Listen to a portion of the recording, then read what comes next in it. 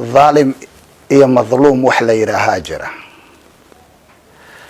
Dhaalimku waxa waaye ninka dulmidowga oo runtii ummadda Soomaaliyeed dhibaatadan inayna ka bixin raba. Madluumkuna waa midka loo hadlaayo haddii marka dhaalimkii uu u hadlo madluumkii ninkii dhibanaha ahay haddii uu u hadlo ninkii dhibaateeyay arrintaas oo arrin aan la qaada karin shacabka Soomaaliyeedna in looga digo arrimo loo baahan yahay. runtii waxaan marka dhigeensaday oo mar walba aad arkaysaa in si qaldan shacabka Soomaaliyeed in loo marin habaabiye la rabo sida shalaba aad arkayseen arrimaha madasho ay ku dhawaaqaysay oo ay ahayd mid si gaar ah dawlad u dhisayna midna ay ahayd hadalladii ilqaafa oo aan ku habboonayn in meesha laga yiraahdo oo aad isdhihi karto fasahaad ayaa ka dhala karta oo la xiriira la dhihi karo arrimahan hadda taagan oo dhibaatada ku socda ummadda Soomaaliyeed gaar ahaan haweenka Soomaaliyeed aan ku habboonayn idoo dhibaato ay haysato oo ay ku dhacayaan kufsi iyo waxyaabo dil aad iyo aad maanta shareecadeena islaamka ku weyn oo adduunku waxa ugu weyn oo mataqaana laga dhiidhiyo oo shareecadeena aynan ogolayn ay kamid tahay in haweenka Soomaaliyeed lala tiiraanyoodo ay ahaaday in haddana hadal la qadafa halkaas la soo geliyo shira socda shir siyaasadeed waaye maslaxa Soomaaliyeed la raadinaya waxa loo baahan yahay waxa waaye dadka inaad isu dhaweyso oo aad martaqaana aad samayso inay heshiiyaan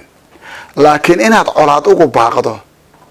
oo aad markaas tusaalo in dadka inay dadku kala tagaan oo is afgara waayaan inaad dhiiri geliso inaad digtooni aad ka dhigto dalka Soomaaliya digtoonidiisii adoo waa u shaqeeyaa leh inaad dignin dhibaato keenaysa aad sheegto taas Ilaahay quraankiisa wuxuu ku leeyahay qul istahzi'u qul kullu istahzi'u iska jees inna Allaha mukhriju ma tahdharuna Ilaahay wuxuu soo saaraa waxaad ka digtoontihiin ayuu soo saaraa haddii marka mar aad adigu digtoonida aad bixinayso ayna ku dhisnayn xaq ayna ku dhisnayn maslaxa guud oo ummadda Soomaaliyeed ee digtoonidu ay sheegayso aniga sida aan rabo oo aniga mataqaana aan shacabka ku hagardaamaynayo haddaan la yeelin ka daranaa dhacee waxaas jeesa la yiraahdo haddaad iska jeestana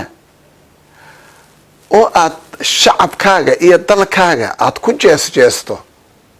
iyo dhibaatooyinka heesta Ilaahay marka waxa uu og yahay waxa aad adigu digtoonida tilmaamayso waxa aad adigu rabto oo ka digto oo laga digtoonaada aad leedahay oo adiga aan waafaqsanayn danta guud Ilaahay waa soo saara shayga aad ka digto laga digtoonaada aad leedahay adiga ayayna dhibaato kaaga imaahay maxaa yeelay inaad ku jeesto shacab dhibaataysan ee aad inay khatar haday wanaaga ay aadaan inaad marka xumaanti ugu goodiso oo markaas aad dhahdo adiga haddaan saas la yeelin saasaa dhacaysa sida dhacaysana ayna dalka iyo diinta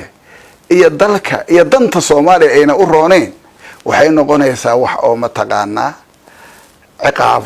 ay ka dhalan karto shacabka Soomaaliyeedna waxaan leenahay fiiriya qofka shala muxuu ahaa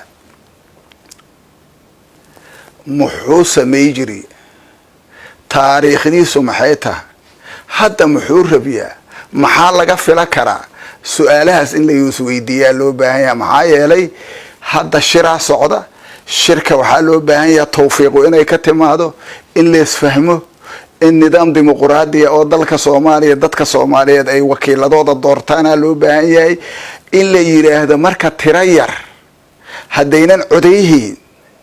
haddii aynan mataqaanaa cid aan gada karo ayna codayhiin haddii aniga waxyaabaha danta khaaska iigu jirto oo ka qayb galka shacabka Soomaaliyeed aniga dhibaato igu yahay adigu haddaad leedahay Soomaaliya dana ugu ma jirto dad tira yar inay codeeyaan waxa loo baahan yahay habka ka qayb qaadashada oo majority-ga oo shacabka Soomaaliyeed ay siyaasadda ka qayb galayaan oo wakiiladooda ay dooranayaan ayaa danta guud oo Soomaaliya ku jirta waana midda oo qabto shareecada islaamka iyo dastuurkeena